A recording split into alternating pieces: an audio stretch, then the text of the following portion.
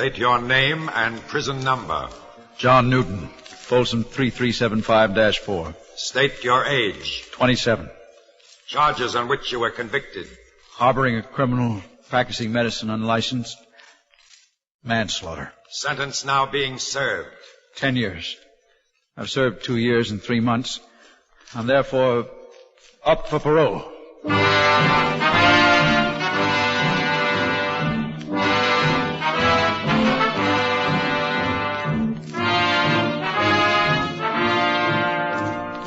Up for parole. Tonight, transcribed in New York, the first in an exciting new crime series, based on authentic cases actually heard by parole boards in your state prisons, and reenacted here for the first time. Now, Harry Marvel.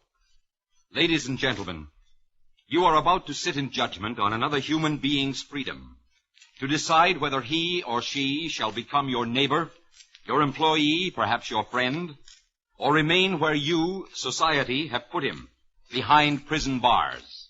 For that human being is a social offender, a criminal, now up for parole. Remember, at the close of tonight's broadcast, you can compare your own judgment with the official decision of an actual parole board, in this particular case, California's. I ask you, therefore, to listen carefully and consider seriously the story you are about to hear. Told from the official case records of John Newton, Folsom Prison number 3375-4, now pleading before the parole board and before you for his freedom. You have the facts of my crime and my conviction and my prison record, but there's more to my story than the legal record as you read it. The very fact that the criminal I harbored was my own brother, Joseph Newton, is... Well, gentlemen, with your permission, I'd like to tell you the whole story. You may proceed, Newton. Thank you. I'm up for parole here, not my brother, but his story is part of mine. You see, even when we were kids back home, people used to say, you never know they were brothers. So different. And by the time we were grown up, well, take the very night of my crime. I was only 2 days away from receiving my medical license. I just finished my internship. But Joe was an outcast, disowned as an ex-convict. I'd like to start with that night, gentlemen. We were giving one of the biggest parties the town had ever seen. And for me, it was a double celebration. For one reason, in 2 days, I'd hang up my shingle under my dad's downtown. And for another, I'd just been engaged to a wonderful girl. Well, we never did get married, and her name doesn't appear in the record. But it was a great occasion. Everybody was congratulating me, and it was all I could do to get a moment alone with my fiancée. Oh, darling, it's a wonderful party. I'm so proud of you. Well, just as long as you're happy, honey. But I wish they'd knock off and go home. What's the matter, John? Oh, nothing. You keep looking around as though you were expecting somebody. Oh, what makes you say that? What do you mean? Johnny, that's a funny way to talk to me. What's the matter? Oh, your brother. That's it, isn't it? Yes, my no-good brother. Heaven knows where he is now. You know, it'd be just like him to come busting in here after all these years. What are you looking at me like that for? I never heard you talk like that before. I know how you feel about your brother, but... Well, how do you feel about it? About what? About having a jailbird for a brother-in-law. John Newton, listen to me. I'm marrying you, not your brother Joe. Forget him. And stop looking around, Johnny. He's not coming. Forget him. Forget everything but us. All right, honey. I'm sorry. Oh, just a minute. The housekeeper's looking for me. I'll be back in a second, honey. Right. Save me some champagne. Hey, swell party, Johnny. Where's your dad? Well, you know how doctors are, fella. I'm out on an emergency. Excuse me a second, will you? What is it, Bertha? Mr. John. Yeah, what's the matter, Bertha? Mr. John, there's a man at the back door asking for the doctor. All right, Bertha, I'll take care of it. You wait here.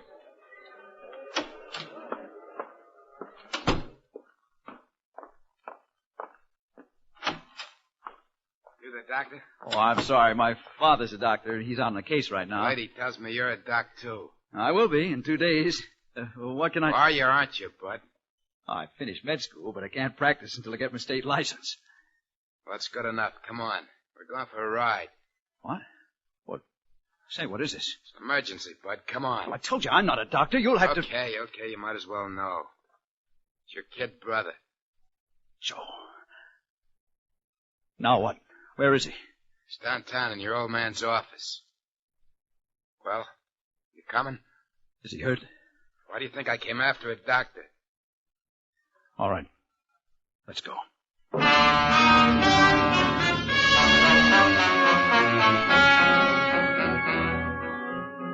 The minute we started down the drive, I knew I shouldn't have come. Joe always meant trouble. But then emergency was an emergency. Wheeling out the driveway, we scraped my dad's favorite tree. And thinking as I was of Joe, that started me remembering the time he ran the lawnmower into that very same tree. The time he smashed the glass case over Dad's microscope. And the time he got caught taking home some chemicals from the high school chem lab, and we both got a lecture from the principal. Just a minute, Newton. Sir? About that affair in high school, the chemicals. Yes, sir? According to the district attorney's abstract here, an interview with the principal, you had persuaded your brother to steal the chemicals for you so you could do some experiments at home. Is that true? Oh, well, yes. Proceed with your story. Yes, sir. We tore out the drive and on through town, and I couldn't get a word out of the driver, so I kept thinking about Joe. Joe.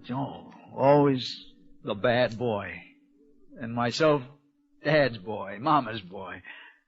I could almost hear my dad saying, John, your mother and I just can't do a thing with Joe. Heaven only knows how he'll turn out. I guess we'll all have to pin our hopes on you, John. Yeah, I was their boy. I went through high school, correction school for Joe. College for me and a new convertible. For Joe, a stolen car and the reformatory. Med school for me, the state pen for Joe. Gentlemen of the board, my own brother had a number in this prison before I even started out that night on the ride that was to lead me to my own cell here. And that's why I say that his story is part of mine, because traveling those streets that night, I realized for the first time that maybe it was the raw deal that he got from my father and my mother that made Joe the bad one. And now, in the middle of the night, he turns up again in my father's office in trouble.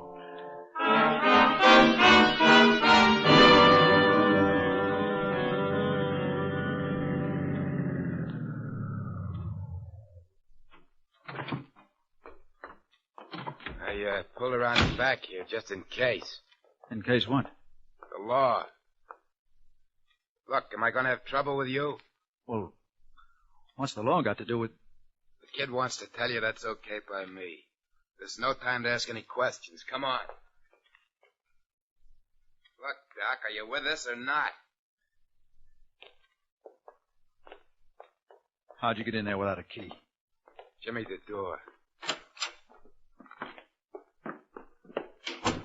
Pull the shades down so we can turn on the light.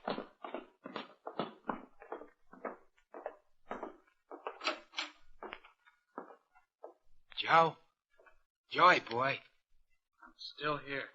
Brought the doc, Joe. Dad? No, it's me, Joe. Johnny, you... Well, look who's out late. Mama's boy. Can't you say something, Doc? Doc, you made it. A medic. What do you know? All I know is that you're hurt. What is it, Joe, an accident? Yeah, sure. All right, let's have a look. Yeah, take your hands away from your chest. That's better. Hey, you. Me? Hand me that scissors. Yeah, sure.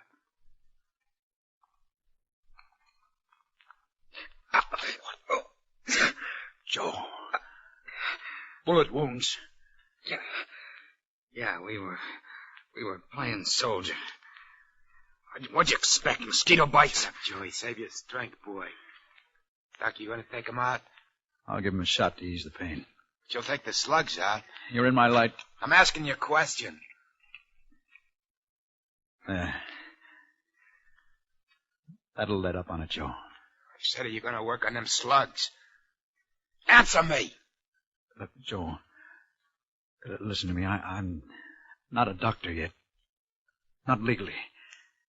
2 more days and I'll have my degree and then my license. But if I work on you now... What do you mean now? Shut up, French. Look, Joe, it's this way. If I operate on you, I'll be breaking the law. The bullet wounds, Joe, I have to report them to the police anyway. Can't you see, Joe, I'm in a spot. I told you, Joey. I told you we shouldn't have come. Joe, why did you have to turn up for anyway? Where else could I go? Where could I...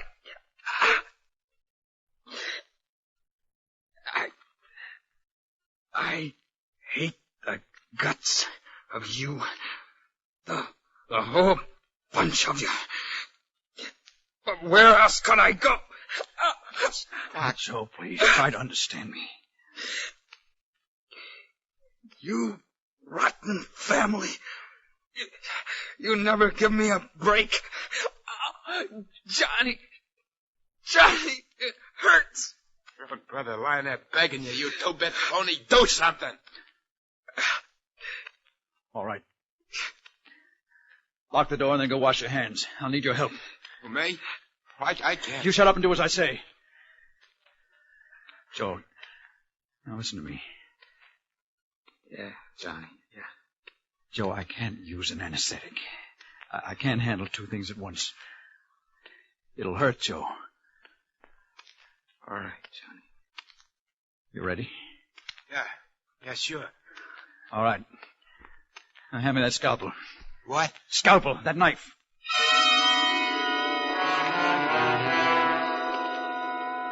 Well, I sterilized the instruments and then I went to work. My brother gripped the sides of the table. I was a surgeon, and he was my first patient.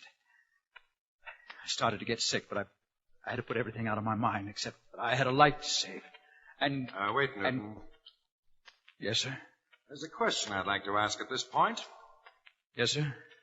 While you were in the process of removing those bullets from your brother, you realized that you were breaking the law. Yes, sir, but he was my kid brother. I turned him over to the police. You see, I wanted to be fair. You wanted to be fair. Well, now I think we're getting to the point. Earlier in this hearing, you described your brother as a no-good, someone you were ashamed of.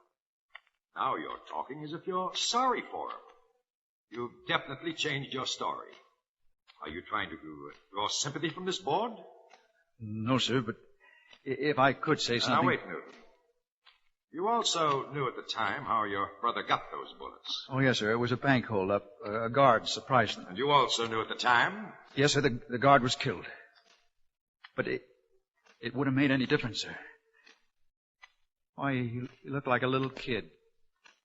Lying there. And I was going to do my level best to make up for him. For the way my father and my mother treated him as a kid. Now, just a minute, Newton. Before you go on, we have your complete case history here, which, we've looked over very carefully. Weren't you the one who usually got your brother into some of the scrapes and trouble he had? You were the oldest. Shouldn't you have helped him? Well, when he was a kid, what could I do with him? You don't know him. Why, Isn't the real reason you helped your brother that night because you felt guilty? Or perhaps you felt at least partly responsible for the way he turned out? Yes, I guess it was. All right. Well, go on. What happened after you removed the bullet? Oh, it was plenty tough on the kid. On me, too, but we managed to get through it as best we could. I cleaned out the wounds. I used sulfur, and I bandaged them as well as I could. Is it over? Yes, Joe. It's all over. We'll take a couple of minutes, and then we'll take off. Where? A friend of mine's got a cabin up in the woods. I'll lead you there in my car, and you can hide out until that wound's better. I gotta get up, Johnny. I gotta hide out. Sure, Joe, I know. Don't worry. Don't worry, huh? How do we know it's okay? What kind of a rat do you think I am? Doc, I don't know. But you better not remember anything about anything. You get it?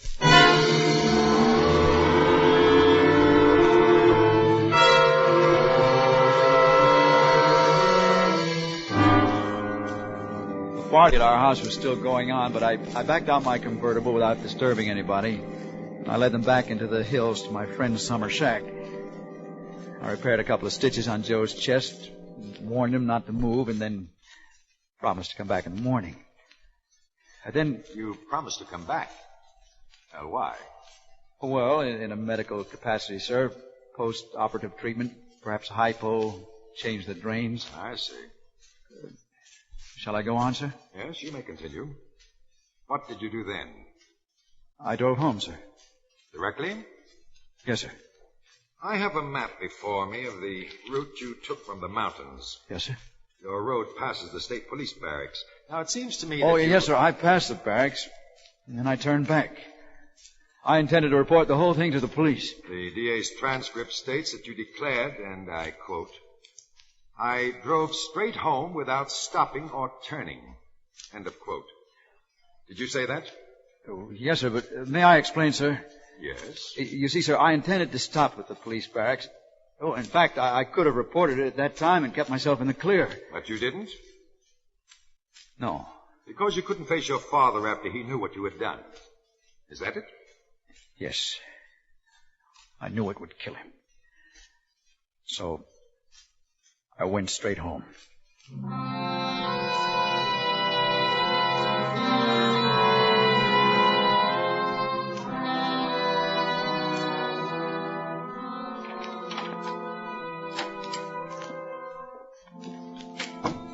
The house was dark, but there was a light coming from under my father's study door.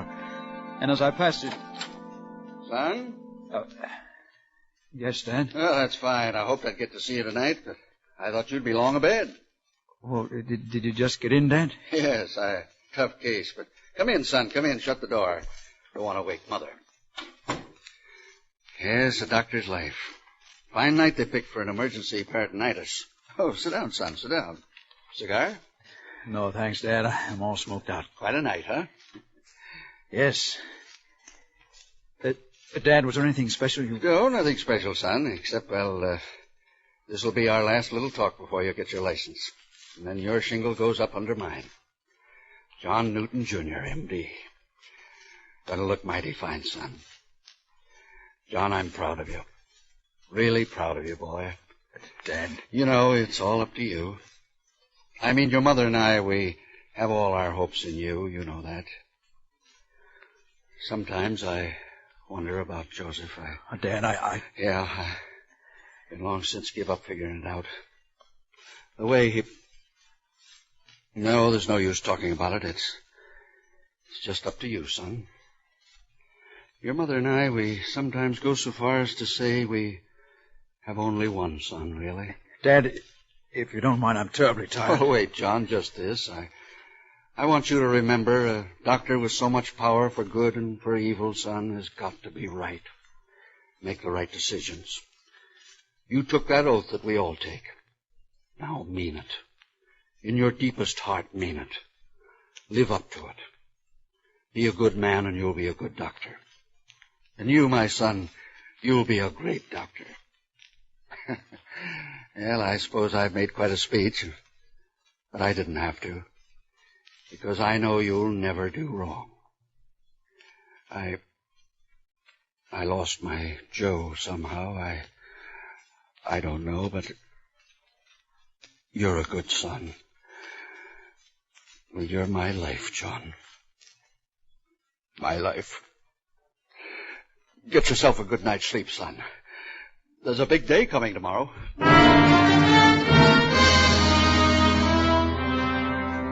Sleep? Over and over, I probed for bullets in my brother's bloody chest. Over and over, I tried to cry out to my father, Dad, you don't know me. I'm a criminal. I've broken the law. I'm a criminal, Dad. I'm a criminal. But dreams cry and cry, and no words come. And soon, it was dawn. I made some excuse to Dad, something about picking up a bag. I checked, I don't know. I headed for the cabin where my brother was hiding out.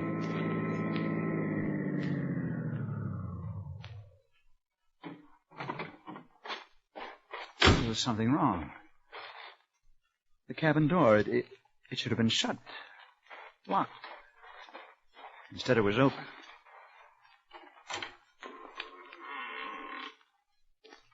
Joe? Joe? Frenchie? Nobody there. Torn bandages on the floor, bloodstains. I turned to go. I figured Joe'd run out on me. Didn't trust me. Joe running away again. I realized then, you see, I thought I'd be able to straighten him out. But I was wrong. Well, I walked to my car, and there was a man standing beside it with a shotgun. You, looking for someone, Doc? Why, no, How'd you know I was a doctor? Been expecting you. I'm from the sheriff's office. Oh, I see. How did you know? Well, I shouldn't tell you, but seeing who you are and all, the other hoodlums spilled it all. We got 'em both. Could I ask the charge? Hmm? I mean, I am under arrest, I guess. Yeah, you are. As for the charge, well, illegal operation, failing to notify police, and harboring a criminal. My own brother, Sheriff. Law don't recognize kin, Doc. Or to warn you, anything you say can be held against... All right, let's get it over with. Take me in. Yeah, sure, Doc. No. You draw it. Oh, wait, tell me something. Does my father know? About you? Your brother? About both. Oh. Your brother? Yeah. You? No. You'll find out when we get there. Come on. Let's go, Newton.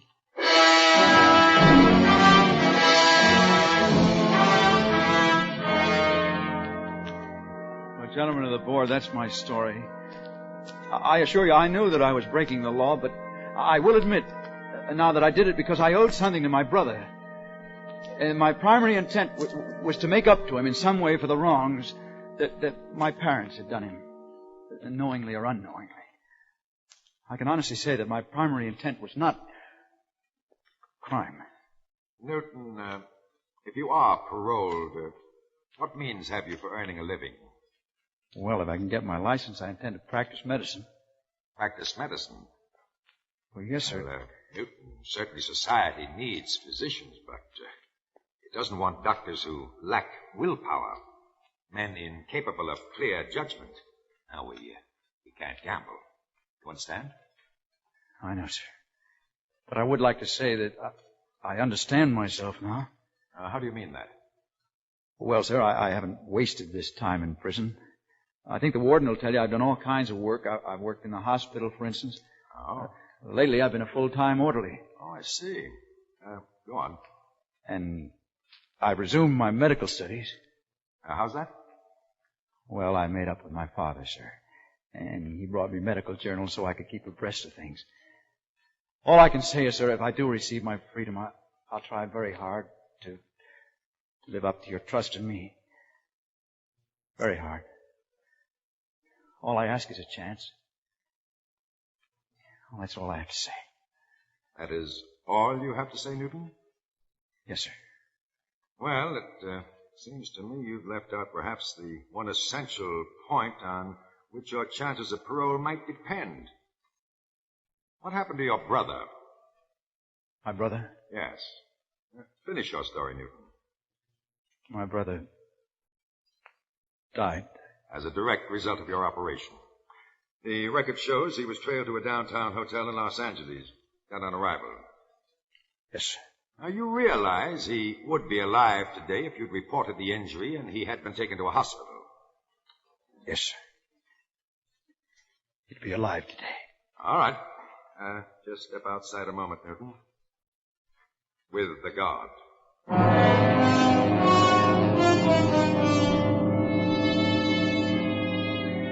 While John Newton waits, and the parole board reviews his story and his parole file, you too have a decision to make on his case. Weigh John Newton's story carefully before you form your judgment, because in a moment you will have an opportunity to compare your decision with that of the actual board before which he appeared.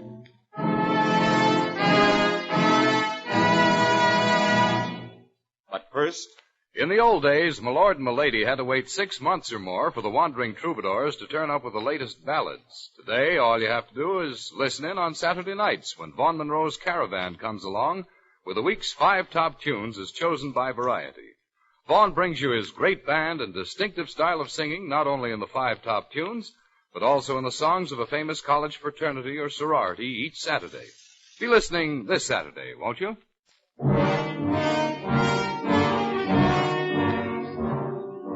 Now, the decision of California Parole Board. Folsom, John Newton, 3375-4. John Newton. Yes, sir. Step forward. This board has carefully studied your record and considered your own story. You may be sure that we have given careful consideration to all details. Yes, sir.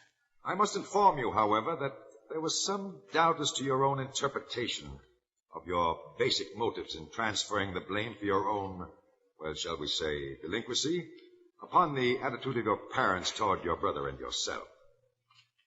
And, you were informed, I believe, that decisions of this board must be unanimous, were you not? Oh, I didn't know that. No, sir. At any rate, we did come to an agreement, Newton. A unanimous decision. Yes, sir. That decision is parole granted. Thank you, gentlemen. May I go? Yes, you may leave. Oh, Newton, this board will make every effort to help you obtain reinstatement with the state medical boards. So, good luck. Next case.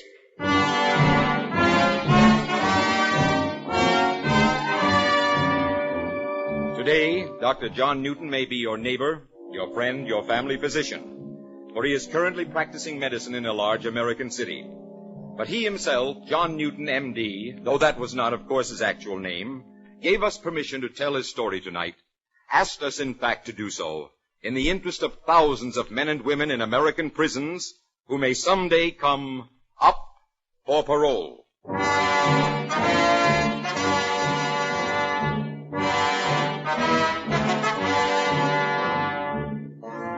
You have been listening to Up for Parole, transcribed in New York, with Chet Stratton.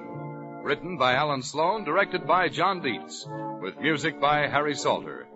Listen again at this same time next week, when CBS will bring you the actual story of Case 3374-5, Sing Sing.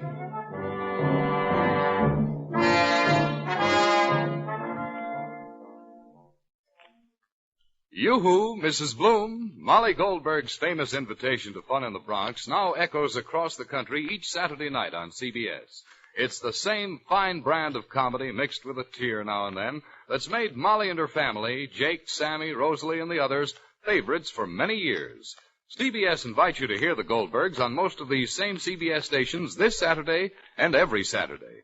Stay tuned now for Broadway is My Beat, which follows immediately on most of these same CBS stations.